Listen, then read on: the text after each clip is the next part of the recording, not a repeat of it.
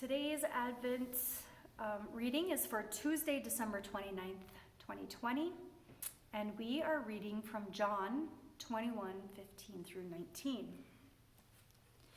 When they had finished eating, Jesus said to Simon Peter, "Simon, son of John, do you truly love me more than these?"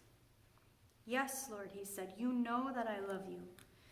Jesus said, "Feed my lambs." Again, Jesus said, "Simon, son of John, do you truly love me?" He answered, "Yes, Lord, you know that I love you." Jesus said, "Take care of my sheep." The third time he said to him, "Simon, son of John, do you love me?" Peter was hurt because Jesus asked him the third time, "Do you love me?" He said, "Lord, you know all things. You know that I love you." Jesus said, "Feed my sheep. I tell you the truth. When you were younger, you dressed yourself and went where you wanted. But when you are old, you will stretch out your hands, and someone else will dress you and lead you where you do not want to go." Jesus said this to indicate the kind of death by which Peter would glorify God. Then he said to him, "Follow me."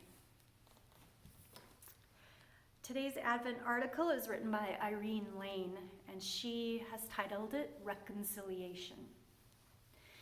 Before you read on, turn to Matthew 26, 69 to 75. Peter has denied Jesus not once, not twice, but 3 times. Now, fast forward to today's passage, John 21:15 through 19. Got it? Jesus came to earth as a man to take upon himself humanity's sin, humanity's denial of God. Jesus came to restore relationship, reconciliation, not just between himself and mankind, but between each of us individually and himself. I have denied Jesus many times in many ways. I have laughed at jokes I should have turned away from. I have turned away from my discussions I should have participated in. I have turned away from needs I could have helped with. I have done what I should not and have failed to do what I ought. Each is a denial of Jesus. He does not write me off. He asks in many ways, "Do you love me?" I answer, "You know I love you, Lord." He does know. He knows my heart better than I do. He asks because I need to affirm that love. Relationship restored. Reconciliation between God and his created creature. He then shows me my part in his mission to spread the knowledge of his glory over all the earth, and that is the evidence of restoration.